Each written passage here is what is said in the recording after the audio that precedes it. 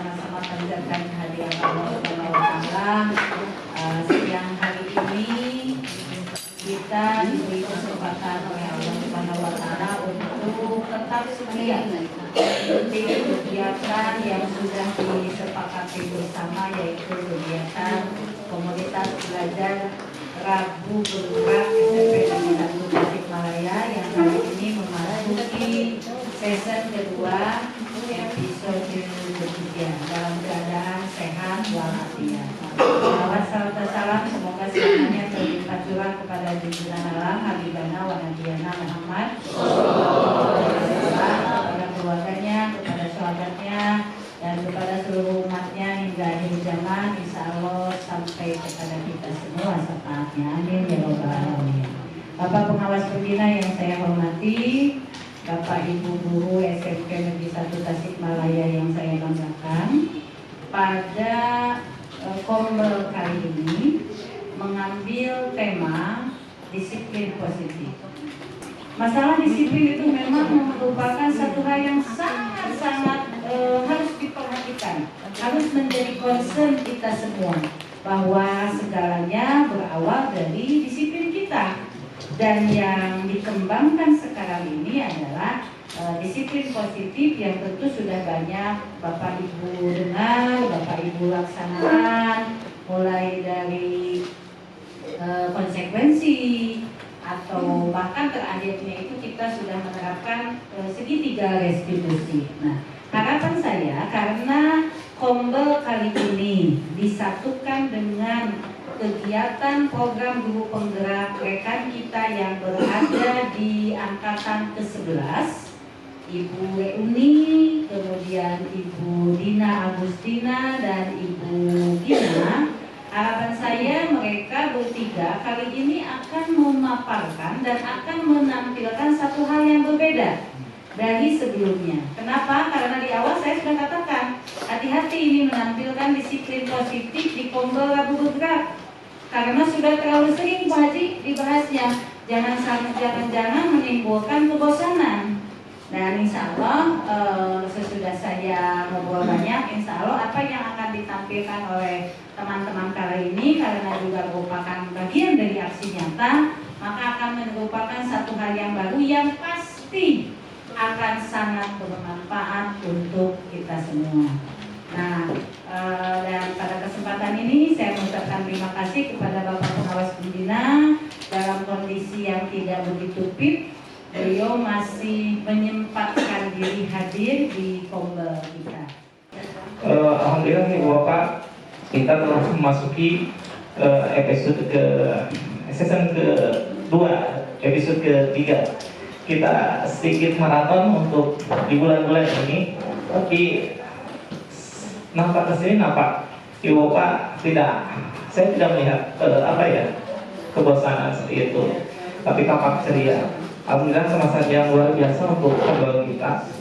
Dan pada hari ini luar biasa karena beda dengan hari-hari sebelumnya atau Kombel-Kombel sebelumnya. Kita langsung menyajikan tiga narasumber seperti yang tadi disampaikan oleh Ibu Haja Nina, bahwa beliau adalah selain menyampaikan materi Kombel ini, berkaitan juga dengan tugas aksi nyata beliau, yaitu disiplin positif.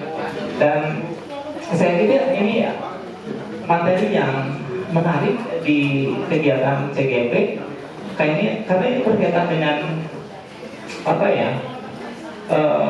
pengelolaan siswa yang bisa dilakukan oleh kita sebagai guru, yang kita kenal dengan konsep segitiga restitusi nanti. Baik Ibu Bapak, kita mulai saja. Mungkin untuk pemaparan materi saya persilakan kepada tiga narasumber.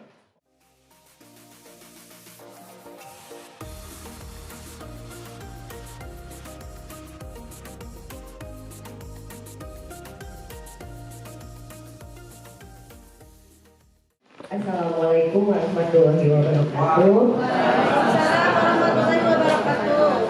Selamat pagi. Selamat pagi.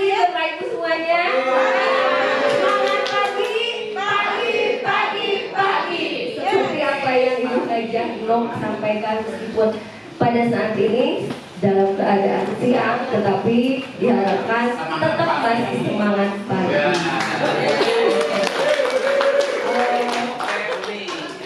Yang terhormat Ibu Kepala Sekolah SMP Negeri 1 Tasikmalaya, yang kami hormati Bapak Pengawas Pembina SMP Negeri 1 Tasikmalaya, dan Bapak Ibu Guru hebat SMP Negeri 1 Tasikmalaya yang saya hormati.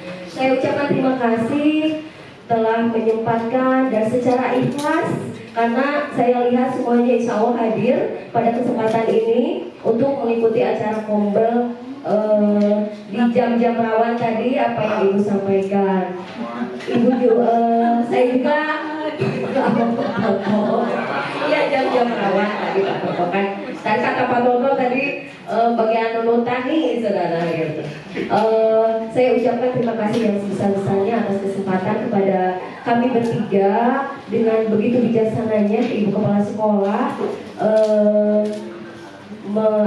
menyelipkan tugas kami di program guru penggerak ini untuk membuat aksi nyata. Pak Dedi, sebetulnya mungkin kalau di sekolah lain itu dibuat acara khusus ya, tidak di komunitas belajar. Alhamdulillah dengan kebijakan Ibu Kepala tidak ingin bahwa Bapak Ibu guru di sini banyak terganggu waktu istirahatnya, meskipun jam pelajaran sampai jam 12, minimal mungkin kalau hari Rabu bisa bernapas lega lah kalau tidak ada kegiatan, mungkin bisa dipakai untuk waktu istirahat. Itu kebijakan Ibu Kepala. Terima kasih Ibu.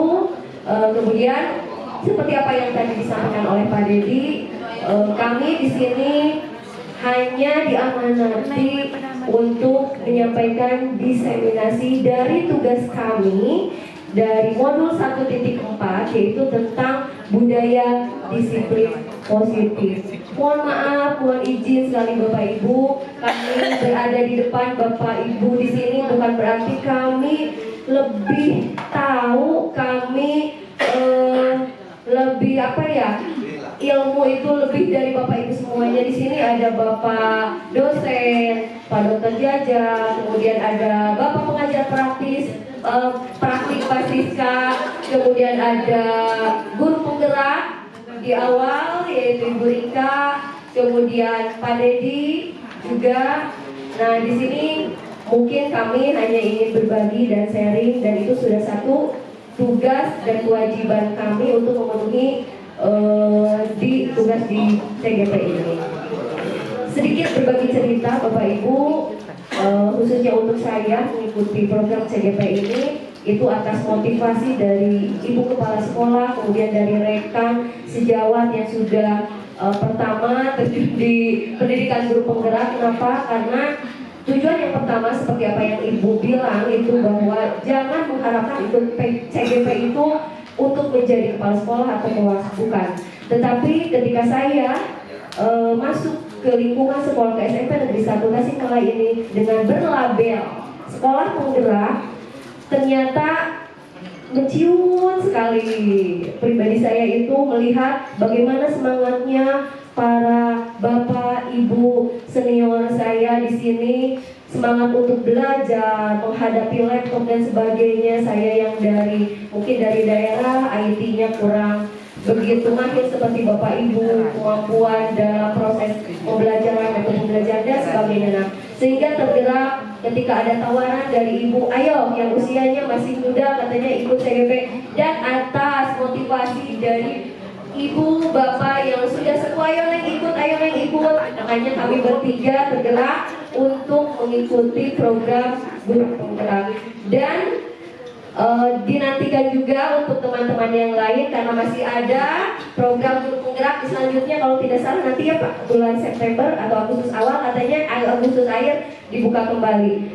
Dan yang paling memotivasi itu sebetulnya ini Ibu Evi, ayo Uni, kita mah niatnya belajar aja, mencari ilmu. Mungkin kebetulan kesempatannya untuk mengikuti program ini kami lebih dulu, karena ketika saya tanyakan kenapa teman saya ada tidak bareng, tidak sama, ternyata dari sistem registrasi katanya Bu Haji itu.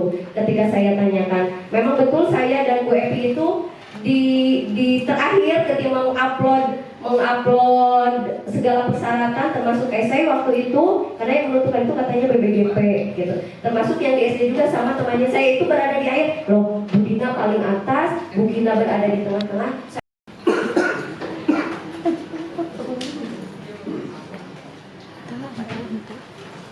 Tetapi sebelum ke materi, saya akan menyampaikan ice breaking dulu karena ini yang mungkin selalu dan harus nantiasa terapkan dalam proses pembelajaran kita dalam sehari-hari. Dan saya lihat juga saya dengar itu sering Bapak Ibu guru sekarang Pak Haji sudah menerapkan ice breaking di setiap proses pembelajaran. Ada yang tepuk, ada yang nyanyi, ada yang game. Nah, untuk Bapak Ibu mohon izin dengan tidak mengurangi rasa hormat, dipersilakan untuk berdiri dan berpasangan berhadap-hadapan.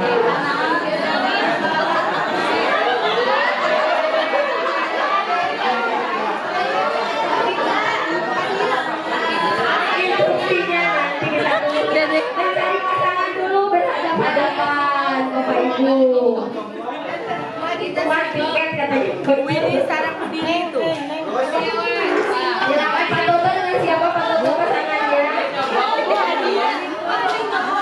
Dan berikan senyuman terindah dari Bapak Ibu semuanya. Silakan tersenyum selama 20 detik Bapak Ibu. Siapa senyumnya yang paling lebar dan terlama? Tidak boleh kenapa?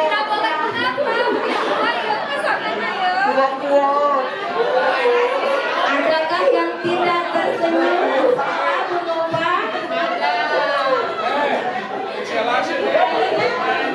Sudah, alhamdulillah. Sebelum ada instruksi tersenyum pun sudah pada ketawa. Nah, itulah yang kami harapkan, dan mungkin ice breaking ini bisa diterapkan kepada peserta didik ketika di jam-jam rawan untuk membuat mereka tersenyum, Bapak Ibu. Nah, untuk kertas apa untuk selanjutnya? Silahkan ditulis hal yang paling berharga, mau benda atau apapun yang paling berharga menurut Bapak Ibu. Hanya satu benda. Iya. Mangga, terserah Bapak Ibu mau menuliskan apa saja. Satu saja dituliskan yang paling berharga, tidak usah dikasih nama Bapak. Satu aja, di pasangannya satu aja, jangan dua-duanya yang menuliskannya. Satu aja, seorang aja yang menuliskannya. Silakan mau siapa yang menuliskannya, bebas. Pak Budi mau ya, mangga. Silakan. Mangga. Sudah Bapak Ibu, sudah ditulis. Silakan untuk dilipat, dikepal. Untuk pasangan yang tidak menuliskan benda atau hal yang paling berharga yang telah ada pada secari kertas itu, silahkan untuk merayu, bisa membujuk, bisa menyogok, bisa mengancam. Yang penting benda yang paling berharga itu bisa diserahkan atau bisa dimiliki oleh pasangannya. Mangga, silahkan. Boleh, barangkali ada yang mau menyogok, silahkan mangga. Apakah artis siapa yang berhasil untuk mengambil benda yang paling berharga di pasangannya? Silakan semua kami usaha pasangan bersama.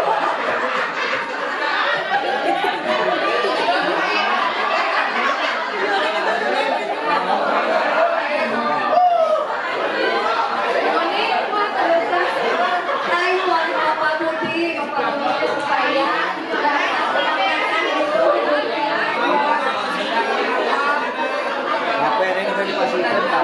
sudah ada yang berhasil Bapak Ibu?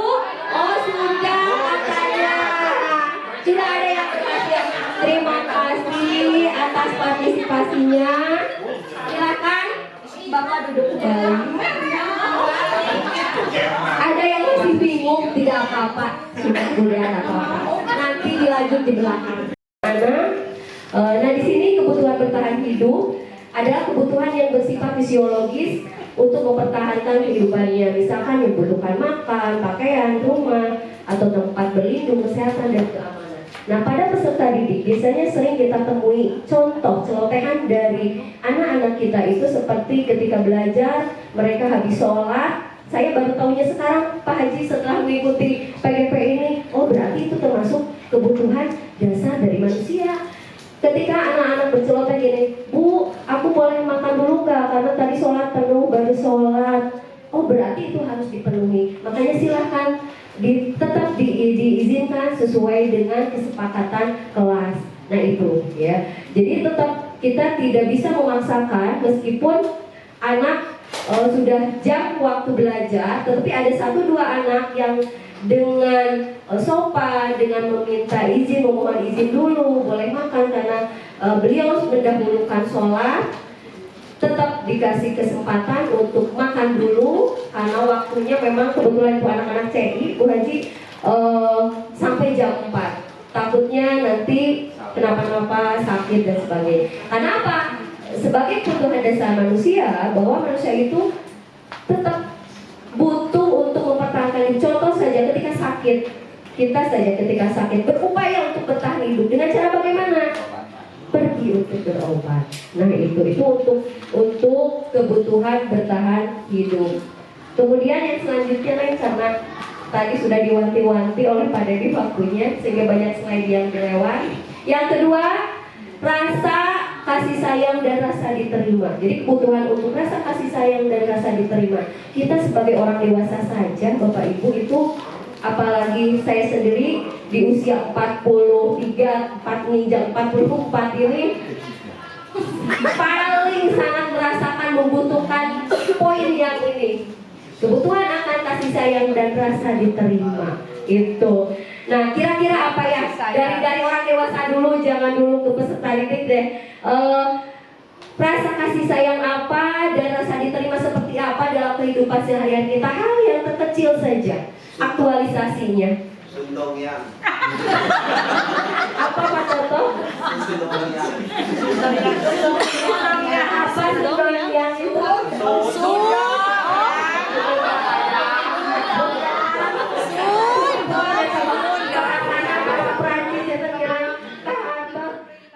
Hal yang terkecil untuk mengaktualisasikan rasa kasih sayang. Ya itu, apalagi hal-hal yang lain kan, terutama kasih sayangnya dalam bentuk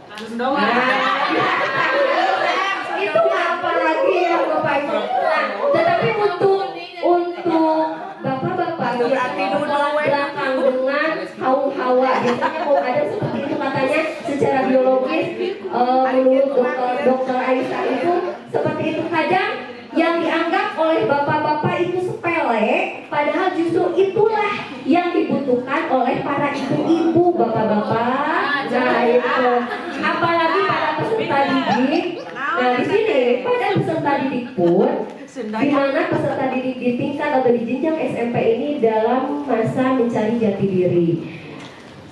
Pengalaman saya ada satu peserta didik, tidak akan saya sebutkan namanya, Bapak Ibu. Mungkin banyak di Bapak Ibu wali kelas yang lain, ada anak yang introvert dan ada anak yang broken home. Itu pasti ada di semua kelas. Introvertnya ini benar-benar introvert. Dari awal masuk kelihatan menyendiri. Kemudian ternyata memang dia itu punya latar belakang psikologis ketika COVID katanya kata orang tuanya. Sehingga untuk mengembalikan psikologis dia untuk memiliki keberanian, kemudian merasa diterima oleh teman, mendapatkan kasih sayang dari teman atau orang luar itu sulit karena masih didampingi oleh psikolog, ya oleh psikolog. Nah, ternyata perhatian yang sangat kecil ketika ditanya saja, didekati saja, itu kenapa kamu sendirian? Nah, kenapa sendirian? Enggak Bu, saya lagi males dengan teman-teman main. Kemudian, nah di sana peran kita sebagai guru, di mana dalam pendidikan CGP itu selalu digembar-gemborkan seperti apa yang kemarin Pak Haji katakan bahwa kita itu harus berpihak pada murid atau peserta didik. Dengan cara bagaimana? Guru berperan sebagai among.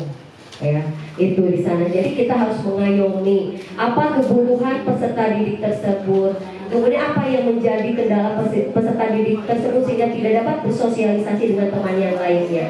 Meskipun dalam rentang waktu hampir 8 bulan tidak menghasilkan yang signifikan, bahkan anak tersebut itu kadang ke sekolah itu nggak mau ketika misalkan pelajaran A karena dia tidak merasa percaya diri, kurang kepercayaan dirinya, tidak merasa berani. Nah mungkin dengan pendekatan rasa kasih sayang, kata orang tuanya, Bu boleh nggak dibantu dengan pendekatan seperti banyak memperbanyakkan perhatian, bukan ingin dianakmaskan, bukan, tetapi dengan perhatian khusus tanpa memperlihatkan bahwa dia itu memiliki kekurangan. Mudah-mudahan anak saya bisa kembali normal seperti teman yang lainnya. Dan alhamdulillah katanya sekarang Kalalan di kelas 8 ini tidak pernah satu hari pun sekarang tidak sekolah. Dan kalau dulu itu kalau nggak head, kalau lagi head tidak sekolah, kalau sakit dikit tidak sekolah, contoh seperti itu. Jadi anak-anak atau peserta didik kita memang yang paling utama itu ternyata yang saya lihat itu sekarang yang paling banyak dibutuhkan ini rasa kasih sayang dan rasa diterima, apalagi dari anak-anak yang broken home. Kalau masalah belajar mah kata Bu Hagita lah, naik di SMP hiji mah udah pada anak-anak pintar, beda dengan yang di sekolah lain, betul. Tetapi perhatian yang ini yang harus mungkin concern bagi kita, khususnya bagi saya untuk mengaktualisasikan ke peserta didik kita. Mungkin itu. Monggo naik, silahkan lanjut.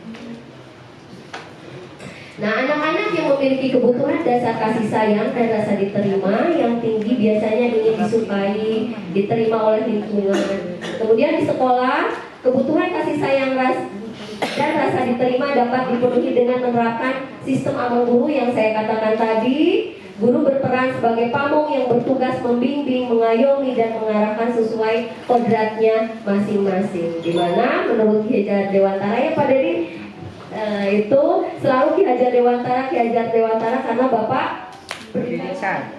Nah itu bahwa kita harus memberikan pembelajaran itu sesuai kodrat peserta didik kita masing-masing. Kemudian yang ketiga, kebutuhan dasar yang ketiga yaitu penguasaan atau kebutuhan pengakuan atas kemampuan. Kenapa saya menampilkan ini? Karena masih terngiang-ngiang yang kemarin Bu Eis ini yang kasus bullying ya.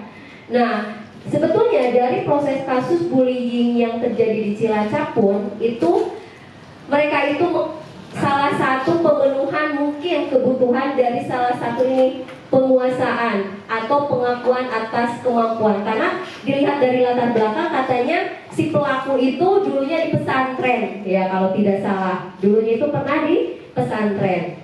Kemudian, nah di sini mungkin si pelaku bullying itu ingin dirinya itu mendapat pengakuan dari teman-temannya bahwa dia itu mampu atau menguasai, apalagi kalau tidak salah dia salah satu yang berprestasi di bidang apa itu kemarin teh Bu, saya mohon maaf lupa lagi.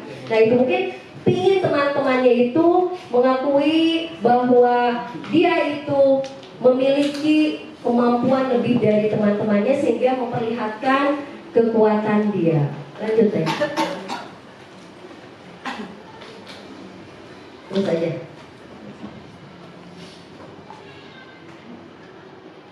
Nah kemudian kebutuhan dasar yang selanjutnya kebebasan atau kebutuhan akan pilihan. Nah penerapan dalam peserta didik kebutuhan ini atau pada murid dalam proses pembelajaran biasanya anak-anak didik itu ketika saya melakukan refleksi, meskipun saya belum bisa maksimal Pak Haji melakukan refleksi di setiap proses pembelajaran, minimal tahu apa yang anak-anak butuhkan dari proses pembelajaran saya. Salah satu contoh Bu, jangan terlalu banyak PR, banyak tugas. Itu kan salah satu kebebasan mereka mereka untuk berpendapat, untuk melakukan sesuatu, untuk menentukan kebutuhan akan pilihan, meskipun tidak sepenuhnya tidak ada PR atau tidak ada tugas, mungkin dari jumlah soalnya dikurangi. Nah, itu bisa disiasati seperti itu.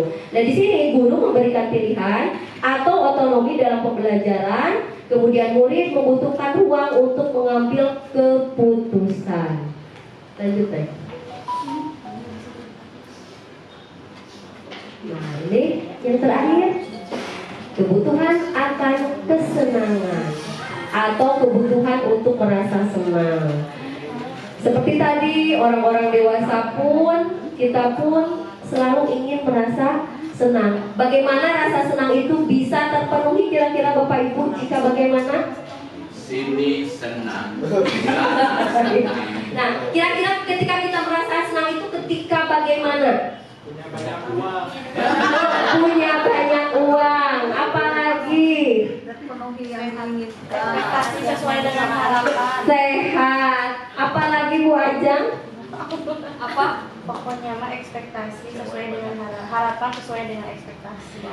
Nah, harapan sesuai dengan ekspektasi katanya. Artinya berarti ketika kebutuhan kita atau tujuan kita terpenuhi, biasanya kita akan merasakan senang atau gembira. Nah, berarti kebutuhan tersebut terpenuhi akan kesenangan. Nah, pada proses pembelajaran di sini, bagaimana pembelajaran yang kreatif dan menyenangkan itu akan membuat anak-anak merasa senang. Di sini salah satunya bisa terpancar bahwa mereka tersenyum sumringah, sama seperti tadi Bapak Ibu tersenyum lebar karena senang melihat raut wajah dari rekan sejawat juga yang tersenyum. Bagaimana kalau tadi misalkan pasangan kita tersenyum, tapi pasangan kita tidak tersenyum, kita tidak merasa senang. Nah, itu ya. Kemudian yang terakhir, memberikan pilihan dalam pembelajaran. Nah, memberikan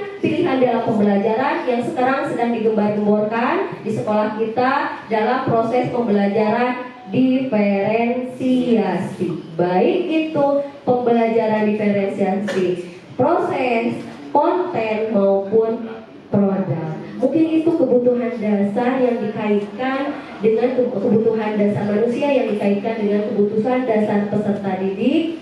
Nah, mungkin akan diakhiri di sini. Seluruh tindakan manusia memiliki tujuan tertentu. Semua yang kita lakukan adalah usaha terbaik kita untuk mendapatkan apa yang kita inginkan. Ketika kita mendapatkan apa yang kita inginkan, sebetulnya saat itu kita sedang memenuhi satu atau lebih dari kebutuhan dasar itu. Dan ketika seorang murid melakukan suatu perbuatan yang melanggar nilai-nilai kebajikan atau melanggar aturan, hal itu sebenarnya disebabkan mereka gagal memenuhi kebutuhan dasar mereka. Jadi Bapak Ibu, seandainya ada peserta didik kita yang melanggar nilai-nilai kebajikan atau melanggar peraturan, itu mereka itu mungkin ada salah satu atau lebih kebutuhan dasarnya tidak terpenuhi. Salah satu contoh, misalkan ada anak didik saya juga sama yang memaksa temannya, atau bukan memaksa, meminta temannya untuk membayar jajanannya. Mungkin salah satu kebutuhan dasarnya tadi tidak terpenuhi. Yang mana? Nah, itu tugas kita sebagai guru untuk mencari tahu, kemudian menindaklanjuti tindakan apa sih yang seharusnya kita lakukan sebagai guru, yang nanti akan disampaikan oleh Ibu Gina dan Ibu Dina pada materi 5 kontrol guru dan segitiga restitusi. Mungkin itu untuk materi yang pertama yang bisa saya sampaikan. Terima kasih. Izin saya di sini mau menyampaikan 5 posisi kontrol. Tapi sebelumnya di sini dari tadi ada yang pegang HP, ada yang sudah ngantuk. Tolong sekarang SDing dulu. Karena kan di semester 1 ada P5, di semester 2 ada P5. Ayo kita dicontohkan dulu ya sama saya.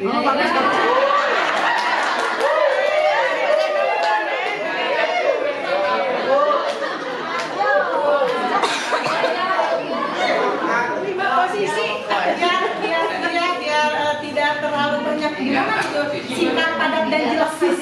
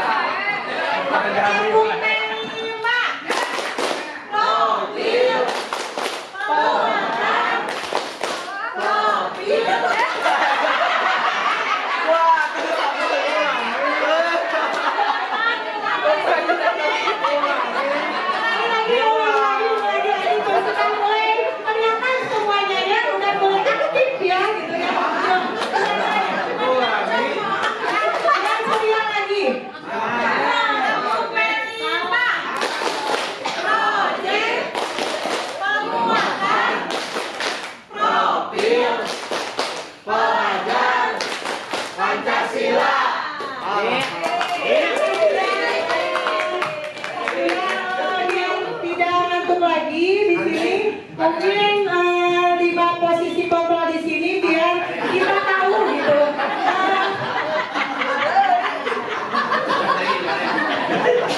Halo? Halo? Di sini biar kita balik lagi biar bisa cepat ya. Di sini saya akan menerangkan tentang 5 posisi kontrol dalam restitusi adalah proses perjalanan seorang pendidik agar dapat mengenali dirinya. Next. 5 kontrol di sini. Yang pertama seorang posisinya sebagai penghukum, ya. Yang kedua posisinya pembuat merasa bersalah. Yang ketiga posisinya sebagai teman. Yang keempat posisinya sebagai pemantau. Dan yang kelima posisinya sebagai manajer.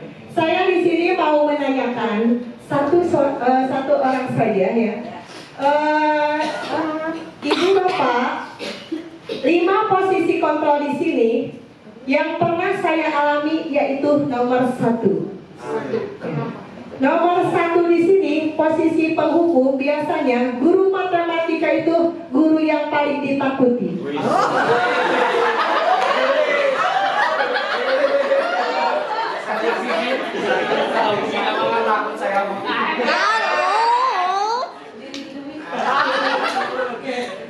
Lanjut nih. Nah ini posisi sebagai penghukum contohnya videonya. Bisa dilihat. Sini kamu. Aduh takut. Selalu terlambat. Kamu deh pasti terlambat. Maaf Bu, saya... Apa coba? Alasan kamu apa lagi? Kamu saya terlambat? Malas sekali ya kamu jadi anak. Saya... Dasar pemalas. Gak kapok-kapok sih kamu. Sudah berapa kali terlambat? Sana, kamu keliling lapangan basket 2 kali.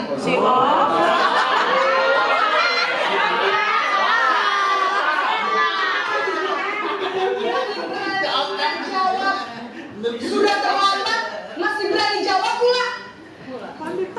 Sekarang, keliling lapangan basket 5 kali sekalian.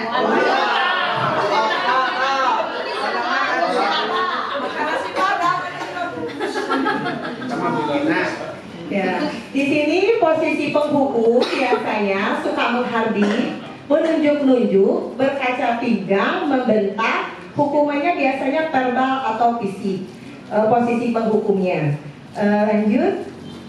Dampaknya, posisi penghukum, murid menjadi pendendam, tidak menyukai guru atau mata pelajaran yang diampuni.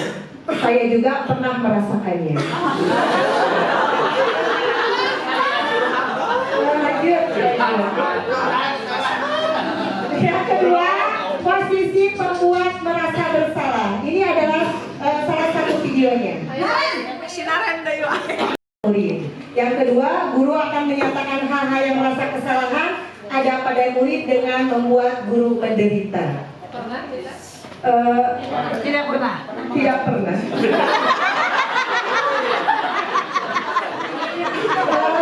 Dampak posisi membuat merasa bersalahnya di sini membuat murid merasa bersalah, rendah diri dan menarik diri dari lingkungan. Yang ketiga, posisi teman. Apakah ada yang merasa posisi teman dengan cenderung bersendal gurau untuk menghangatkan suasana? Yang ketiga, murid akan merasa senang, aman, dan akrab dengan guru. Identitas yang tercipta adalah identitas sukses atau berhasil. Yang keempat, sekarang dampaknya mungkin ya, dampak sebagai posisi kalau kita sebagai teman. Murid akan tergantung kepada satu orang, faktor ketergantungan. Yang kedua, murid tidak mandiri dan tidak berpikir untuk dirinya sendiri, sehingga di lain waktu murid bisa berperilaku baik, namun hanya kepada orang-orang tertentu saja. Yang keempat,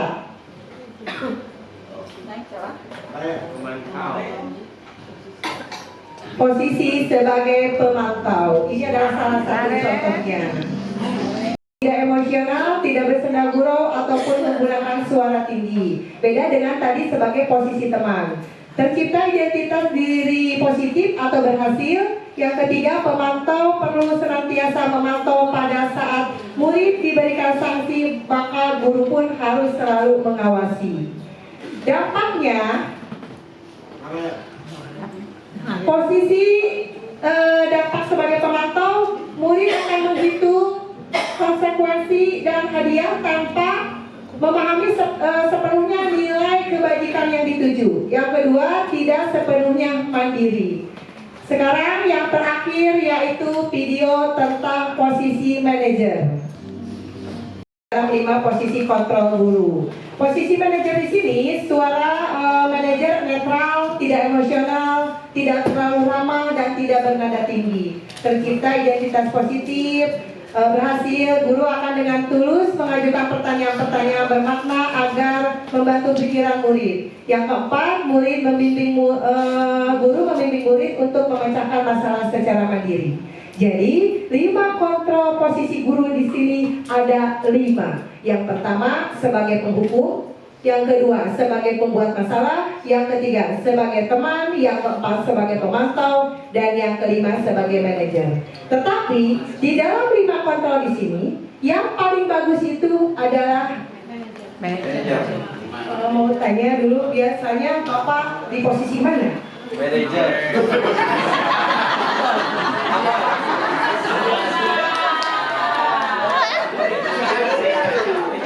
Sudah terjawab ya oleh sama Pak Budi bahwa 5 kontrol di sini yang paling bagus itu adalah posisi manajer.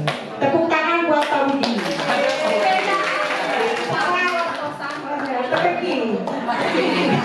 Ya mungkin ya sudah dulu presentasi dari saya. Saya inginkan semuanya bilang tergerak, bergerak, menggerakkan. 1,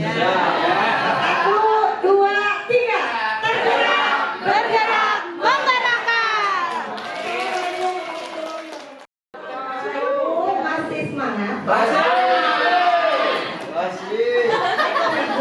Siap. Menunjukkan pukul 14.30.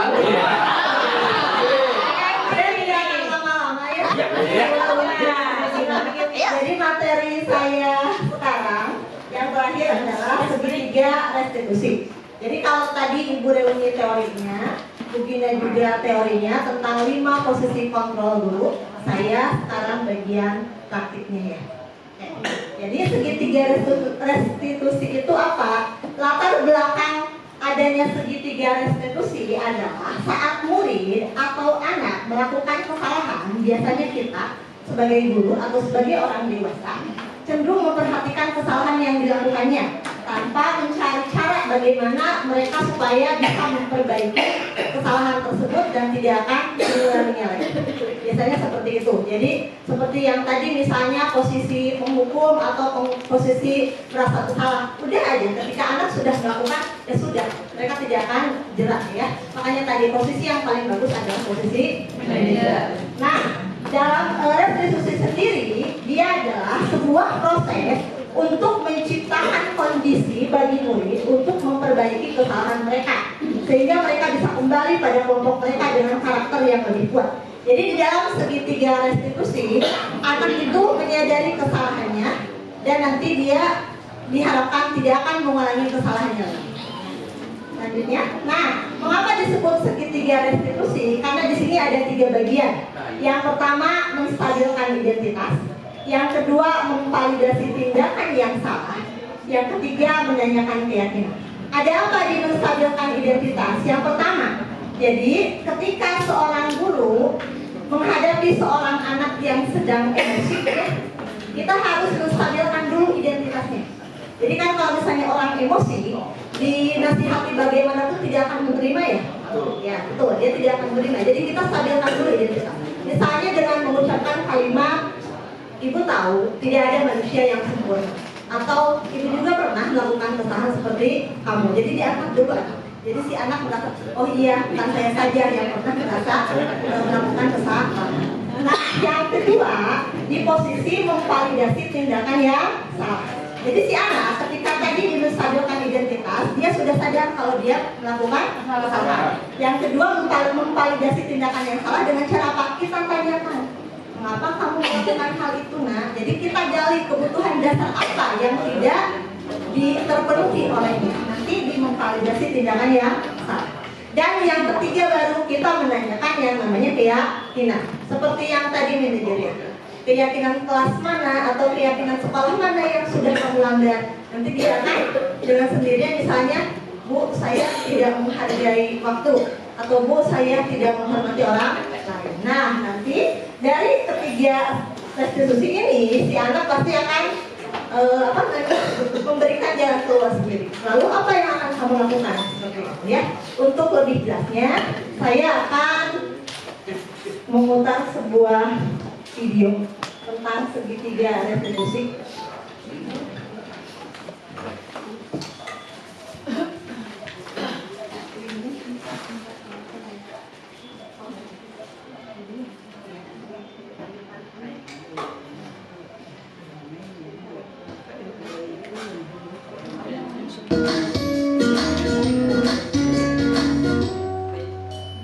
Salam dan bahagia menggunakan penerapan segitiga restitusi.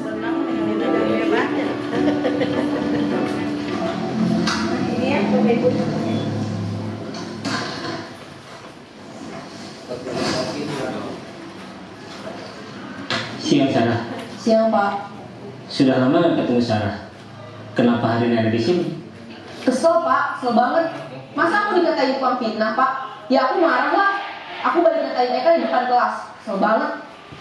Oh begitu. Ya pasti kamu marah dan kesal.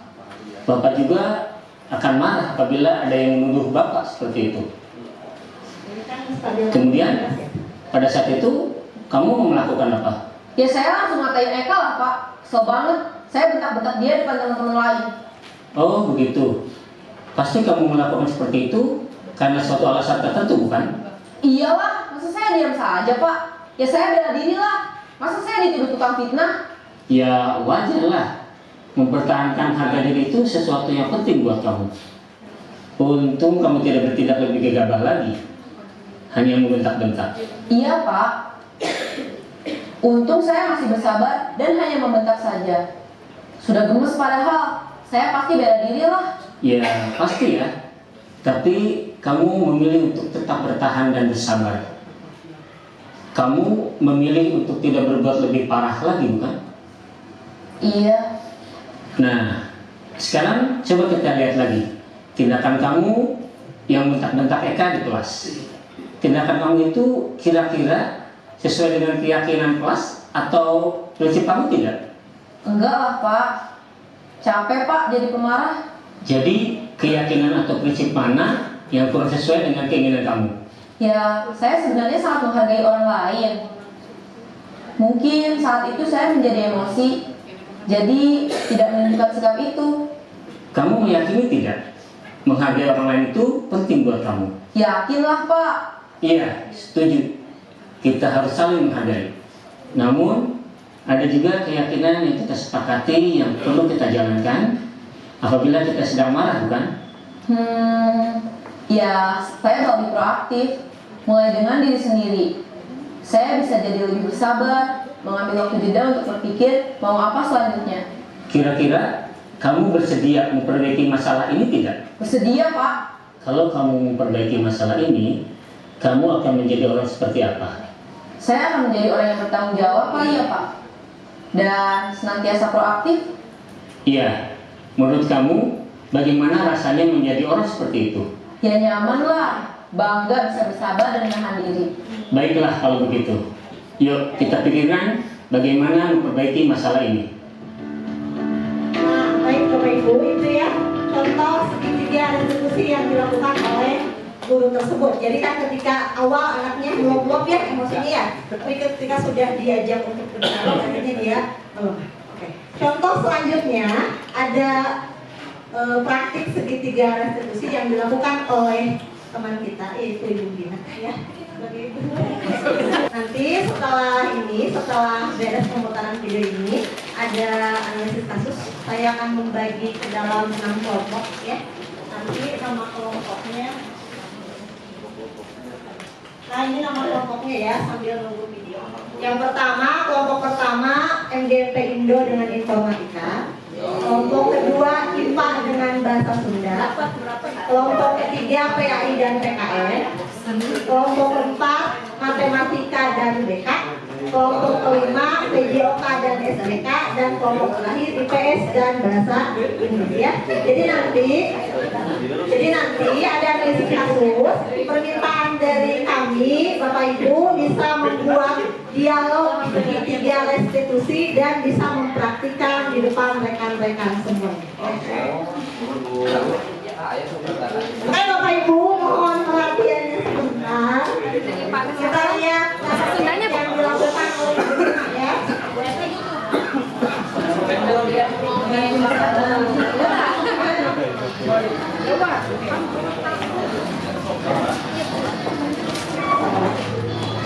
Wow, ada bukina.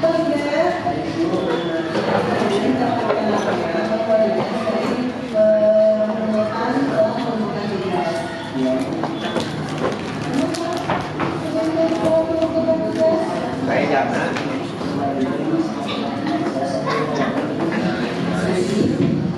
Jangan tinggalin. Pade.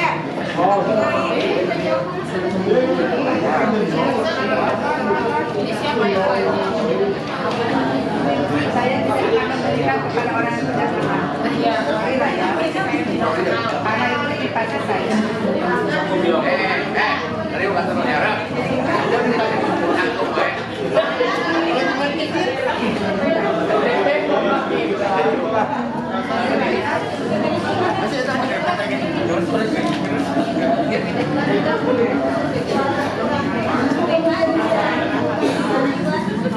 Masih tidak sih? Tidak salah.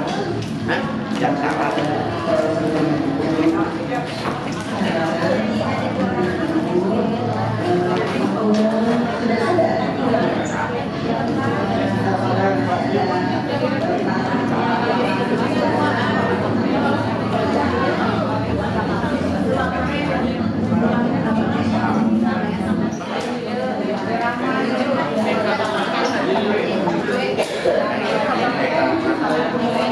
Ya Ibu. Salah Ibu. Pas tahu pas sudah kan.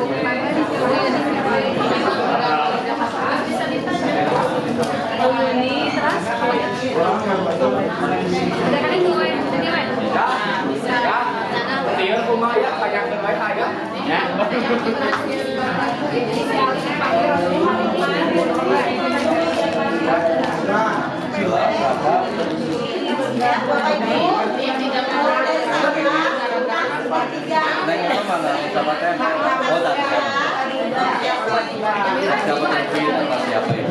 untuk sesi selanjutnya silakan duduk berkelompok berdasarkan pembagian yang tadi disebutkan ya.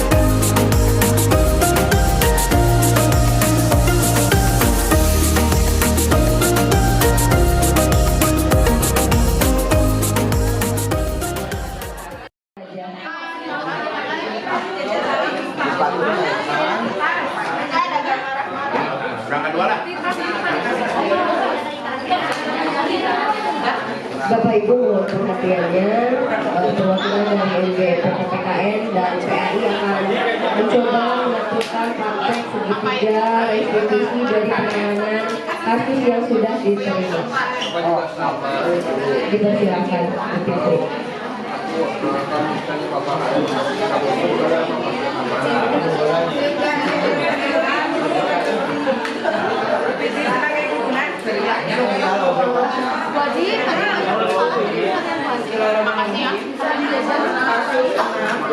Bu Ani adalah wali kelas 8H. Beliau baru saja selesai menghadiri rapat umum dan ingin kembali ke ruang kelas untuk melihat lingkungan kalian.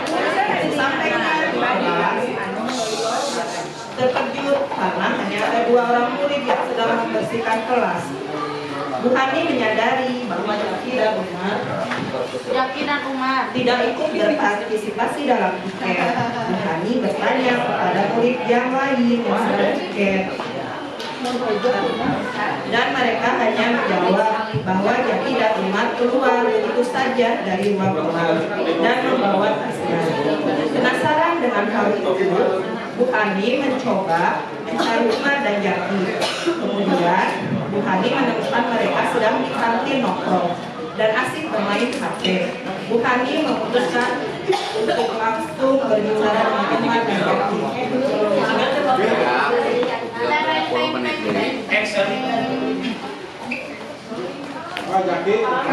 Kapal dia ada. Kapal dia ada foto dia kan.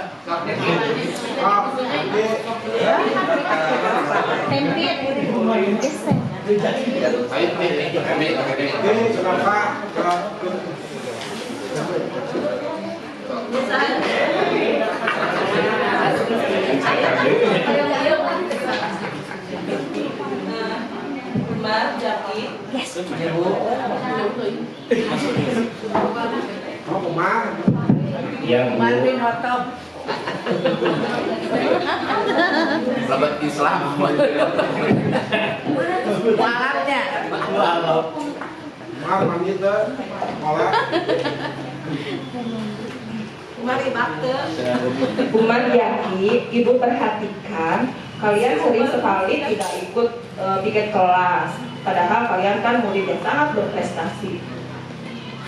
Iya, Bu.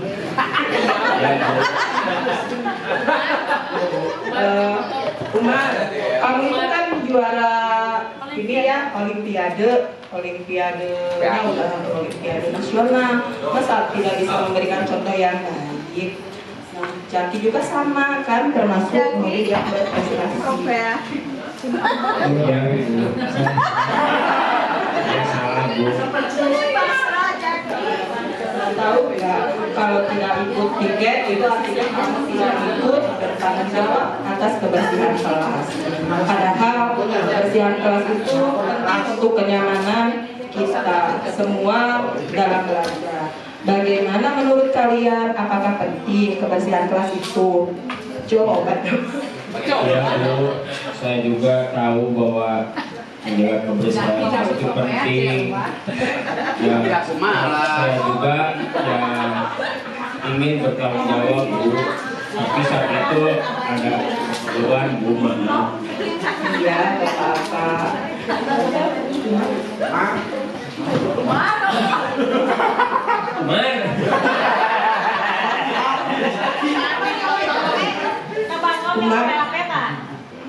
Iya, Bu, di kelas kita selalu menekankan pentingnya kerjasama.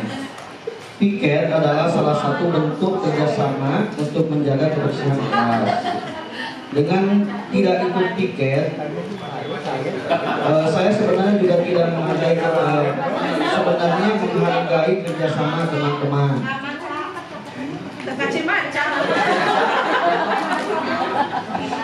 Namun pada waktu itu saya juga berhalangan tidak mengikuti piket. Maaf, Bu, saya salah, Bu. Iya, bagaimana?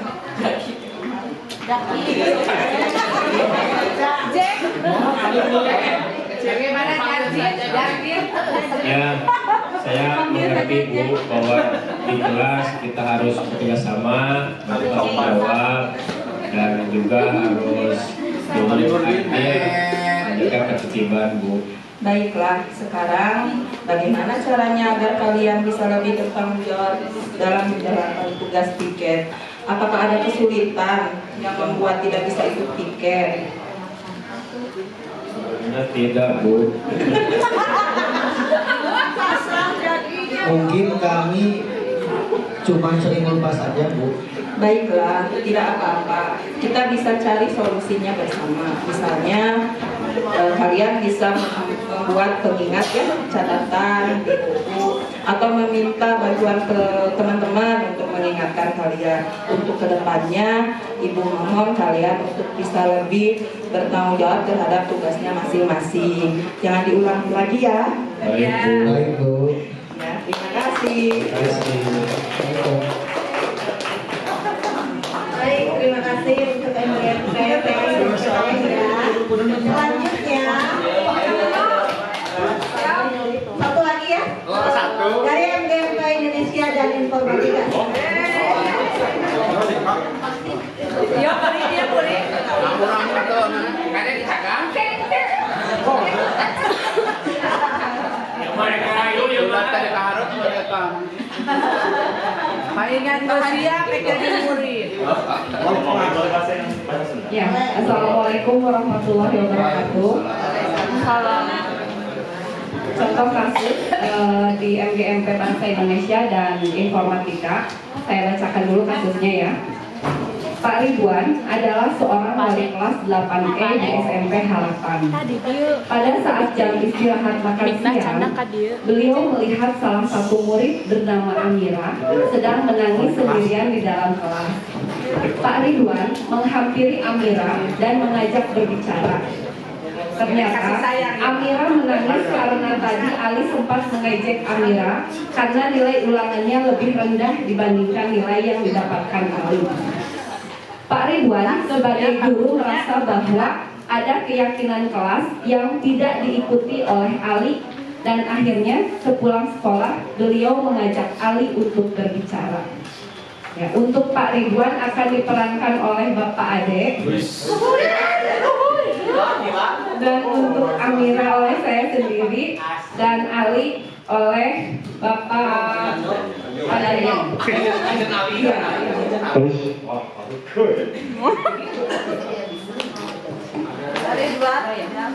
Mulai. Mana lihat bos, enteng sih info mana? Nah 50 nih, lihat. Ini berapa? 100. Menya aku 100 dikurangi 5 tuh bisa.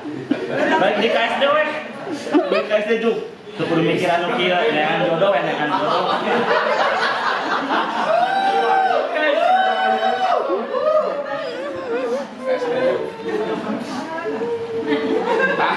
Amira ada apa kok?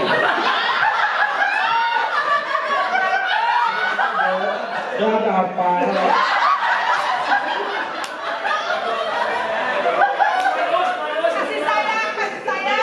Sebenarnya ada apa di Amira? Tadi Ali ngejek saya, Pak. Oh gitu.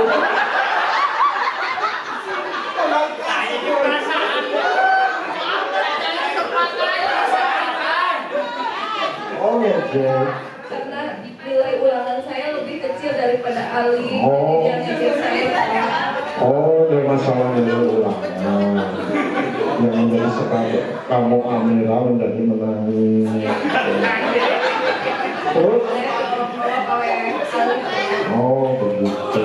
Lain kali nanti Amira mungkin apa menjadi penyebab ulangannya menjadi kecil? Semalam saya nggak belajar, Pak. Oh, berarti ulangan sama pacar ya? Tidak mengapa berarti chat sama pacar mungkin semalaman ya. Apa ada masalah di rumah? Apa enggak oh enggak belajar? Apakah punya buku? Oh gitu. Berarti mungkin De Amira lagi tidak konsen.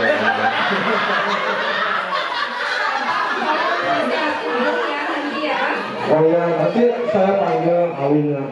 Coba ada De Ali, mana De Ali di sini? Ini kamu yang awak-awak itu ada. Oh, itu kamu.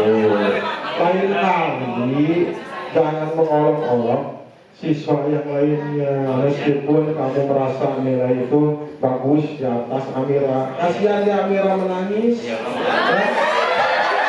Kasihan di Amira sampai curhat sama bapak. Ya lain kali kamu minta maaf ke Amira, ya. Jangan melakukan hal segitu lagi kepada semua siswa, ya. Kamu paham? Ya, hubungi ya Amira, kamu minta maaf, ya. Ya, itu ya Amira. Silakan minta maaf ke Amira, silakan. Tangkap atuh di Amira. Baik, Bapak Ibu, terima kasih. Saya cukup dua kelompok saja cukup. Ya. Sebelum ditutup, kami boleh bertanya dari dua kelompok yang barusan tampil di depan, kira-kira kelompok yang mana yang sudah sesuai dengan segitiga restitusi? Ada yang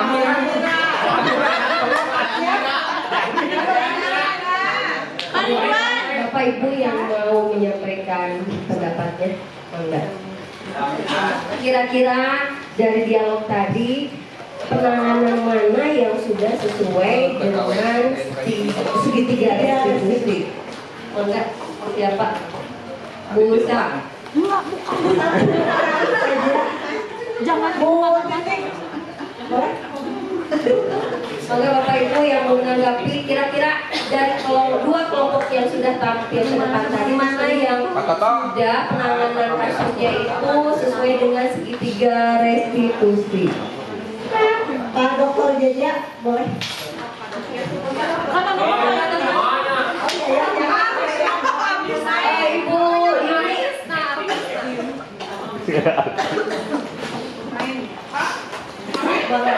Ibu Yuni. Oh, Ibu Yuni.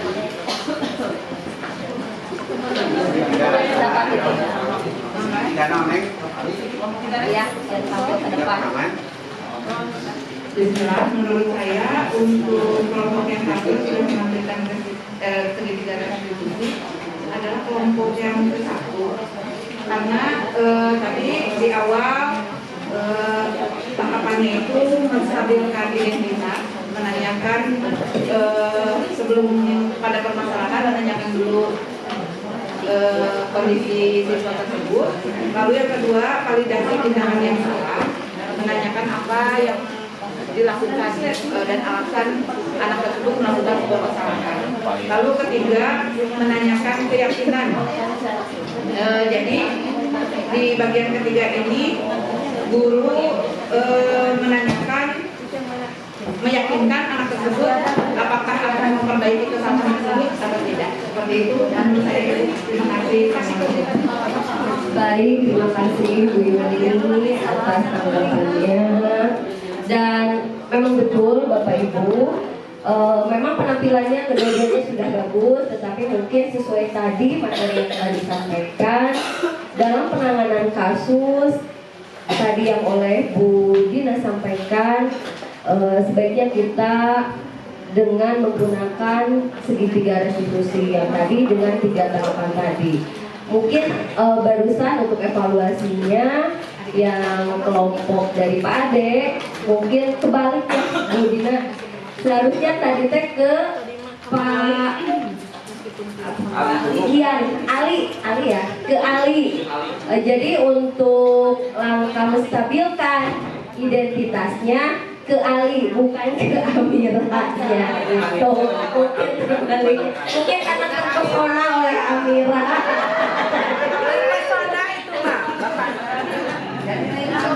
Baik Bapak Ibu, dari kami dicukupkan sekian. Untuk sesi selanjutnya saya serahkan kembali ke moderator. Baik Ibu Ibu Bapak untuk penambahan, mungkin saya memberikan waktu satu penanya atau komentator dari Ibu Bapak. Boleh mungkin dari karena dua nggak apa ya, boleh ya singkat saja.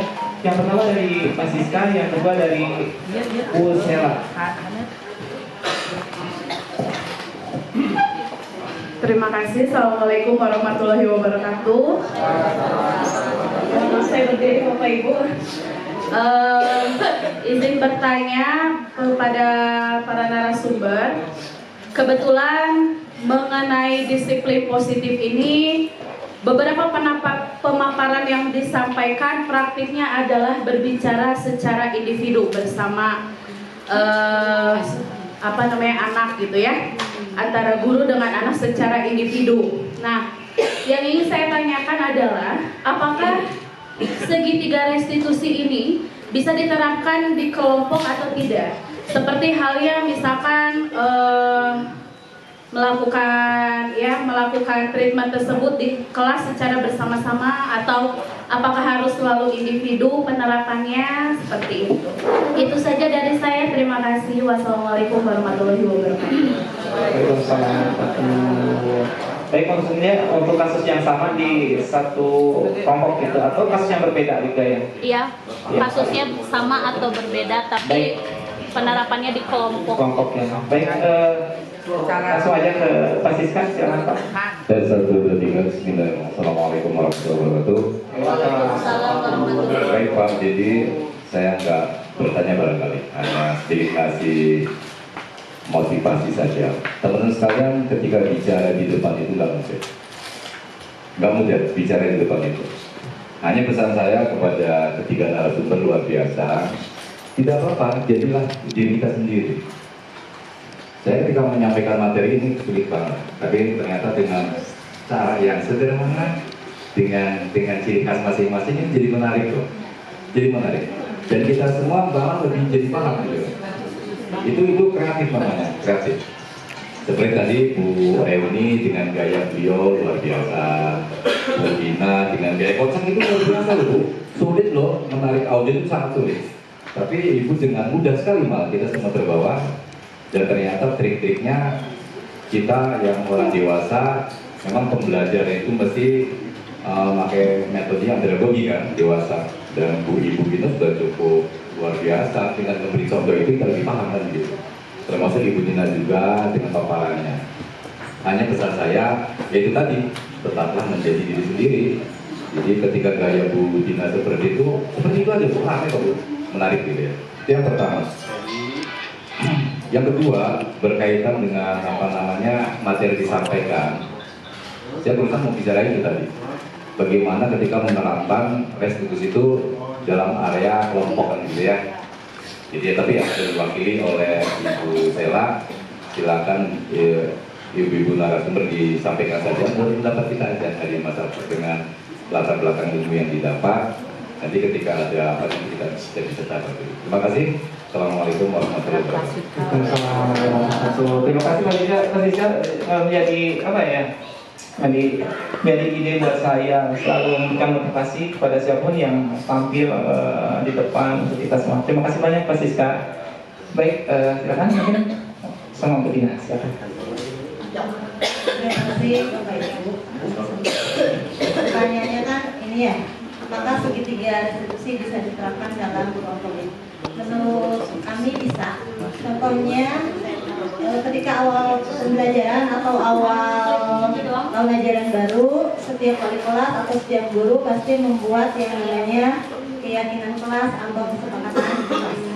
Nah, ketika misalnya ada anak yang melanggar aturan di kelas tersebut, banyak misalnya, tidak lebih dari satu orang, kita bisa membuat segitiga restitusi tersebut di kelas berdasarkan keyakinan kelas yang sudah disepakati secara bersama. Karena keyakinan kelas yang baik itu tadi tidak kami bahas karena panjangan ya. Jadi keyakinan kelas yang baik itu sebaiknya dirumuskan dengan anak-anak ketika awal mula kita masuk ke kelas. Jadi ketika ada anak yang melanggar aturan atau melanggar kesepakatan kelas, kita dengan mudah bisa mengontrol mereka, menanyakan kembali keyakinan kelas yang sudah disepakati secara bersama. Mungkin dari saya seperti itu. Nah, kalian ada menambahkan? Baik, mungkin menambahkan sama sependapat dengan Bu Dina. Sebetulnya pada dasarnya Bapak Ibu juga telah melakukan segitiga restitusi, meskipun tidak tuntutannya tidak seperti apa yang ada di teori seperti itu. Ketika saya menjadi member BK, ya Buningrum, nah itulah yang dipakai segitiga restitusi benar-benar diterapkan di kita itu. Apalagi di BK itu sering menggunakan tadi yang dalam berkelompok itu. Kalau tidak salah pernah 2 kali ya menerapkan seperti ini, bagaimana berbuningrum, stabilkan identitas, memvalidasi data, itu tidak per individu, tapi di dari awal sampai akhir. Terima kasih pada Bapak Ibu yang sebagai peserta dari komunitas Rabu Bergerak SMN Persebaya. Kita ketemu lagi di kegiatan berikutnya di episode yang keempat. Sebelum itu, mari kita berdoa, ucapkan hamdalah bersama-sama. Assalamualaikum warahmatullahi